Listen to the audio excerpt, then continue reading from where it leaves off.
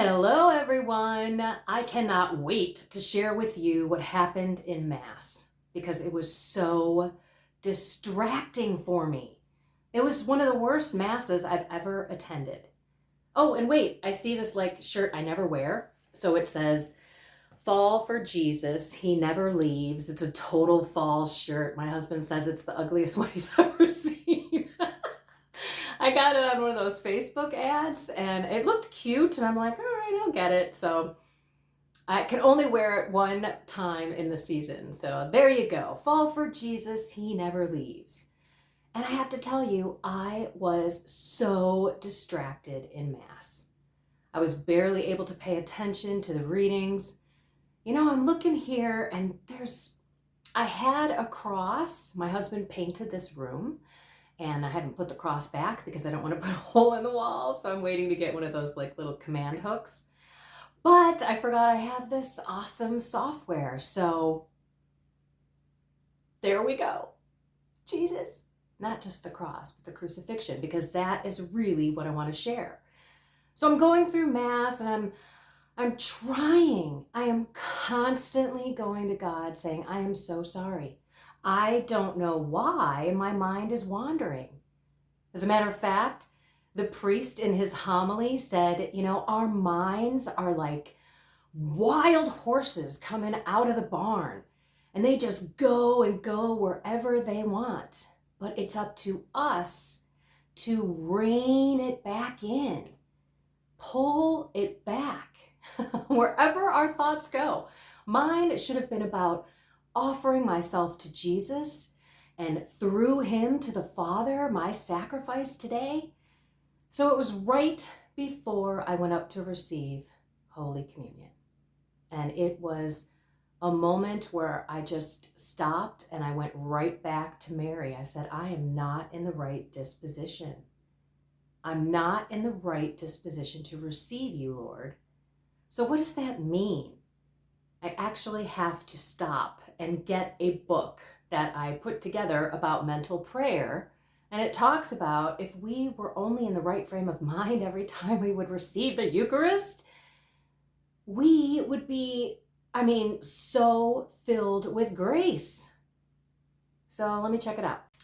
Okay, if you don't have this, it is Master Your Mind. Don't get all wigged out, you New Age freaks out there that think that I'm a New Age freak myself. I'm not. People are like, don't call it that. I'm like, look, it is mastering your mind. It is putting yourself in the presence of God. It is fighting with deliverance prayers. It is mastering your mind, grabbing your thought. It's biblical, like St. Paul, grabbing all your thoughts and putting them to Jesus, right? Reining in those horses. By the way, I'm trying to stop right at the end of the sentence, so I may catch myself just like I did. So if you want this is all about mastering your mind and all these awesome links in the back to help you with your mental prayer. Okay, but I want to read one thing, and you can get it at kendravonesh.com/master-your-mind. It's right there. Okay. Transformation in the Eucharist. How is spiritual transformation brought about? The proper effect of receiving Holy Communion is to transform us so much into Christ that we can truly say, I live. No, not I, but Christ lives in me. In receiving Jesus Christ, we receive Him wholly, body, blood, soul, and divinity. Christ, now that's for all people who don't know. Even if you're Catholic, you may not think that that's Jesus, but it is. Body, blood, soul, and divinity. Jesus. We'll reference, the Bible, John, in a moment. All right, going back. In receiving Jesus Christ, we receive Him wholly, body, blood, soul, and divinity. Christ makes us sharers of our thoughts and sentiments, and He communicates His virtues to us. Above all, He enkindles in us the fire He came to cast upon the earth, the fire of love and charity. That is the result of His transformation produced by the Eucharist. Christ is ever living, ever acting, and in coming to us, unites His members to His own, purifies, sanctifies, and transforms all of our difficult faculties, faculties. So we love God with the heart of Christ. Do we love God with the heart of Christ? That's kind of what happened to me in Mass. All right, moving on. We praise God with the life of Christ. We live by his life. The divine presence of Jesus and his sanctifying virtue penetrate our whole being, both body and soul, with all their powers, so intimately that we become other Christs. Blessed Columba Marmion. God, that was who said that. That was a big long quote.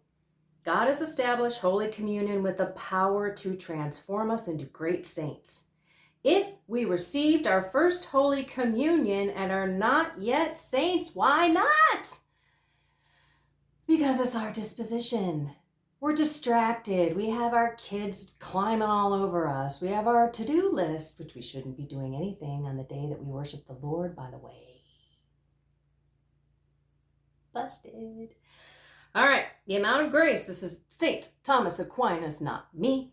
The amount of grace that comes about when we receive a sacrament is proportional to our disposition. At our very moment we receive the sacrament. Let me read that again.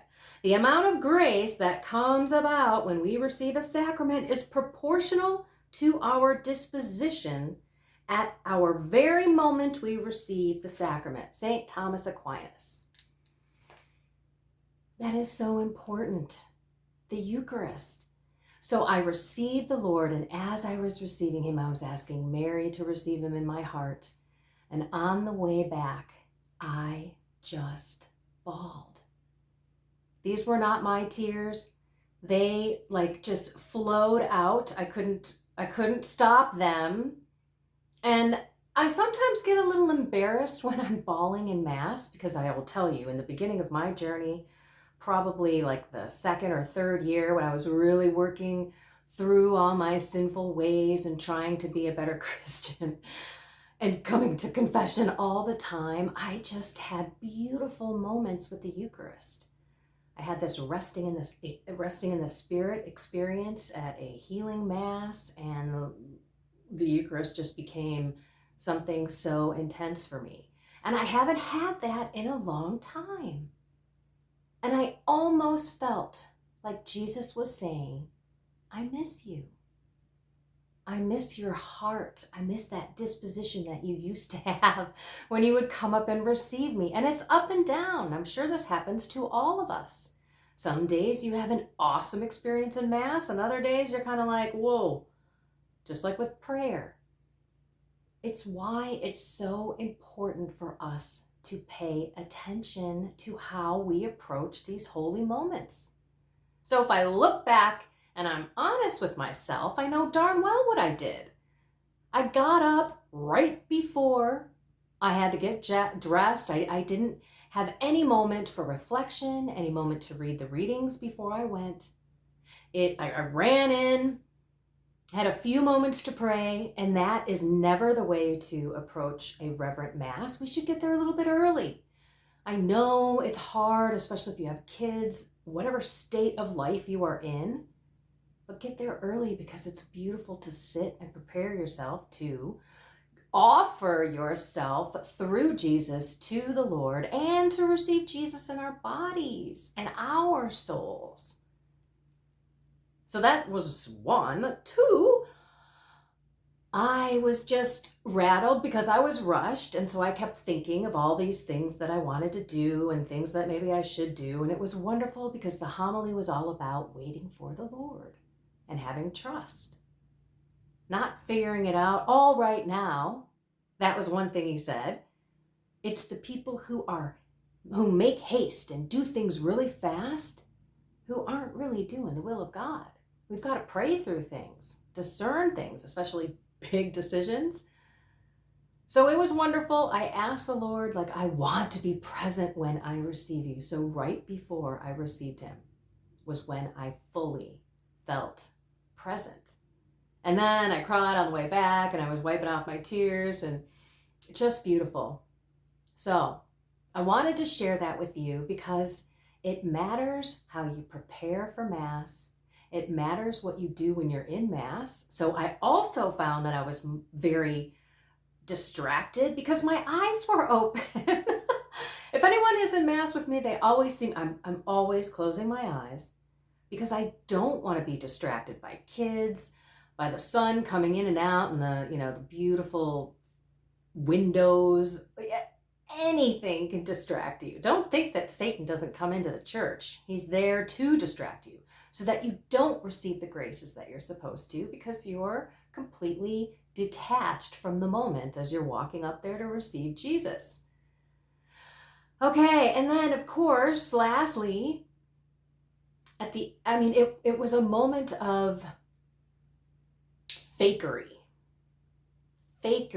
tomfoolery, whatever you want to call it. I was reverently looking like I was praying, and I almost couldn't control my mind. At some points, I could not even think of God.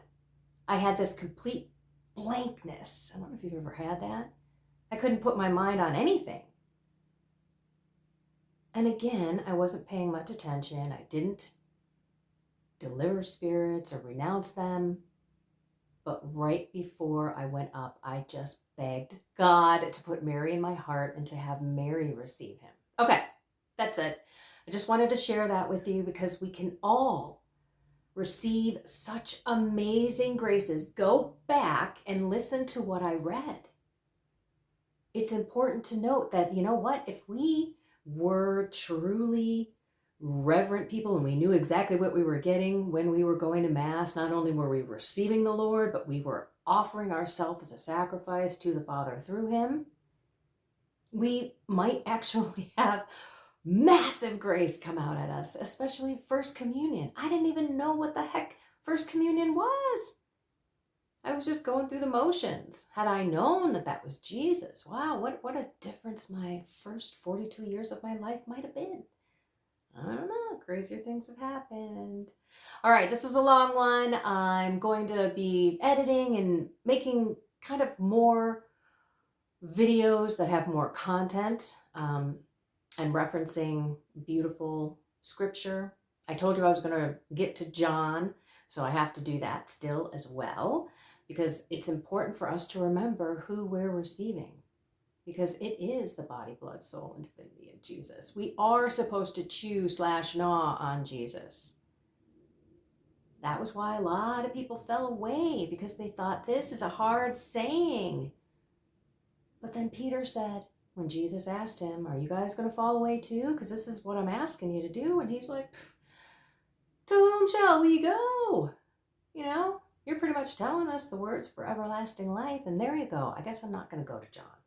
But you should read the Bread of Life discourse over and over again, maybe right before you go to Mass.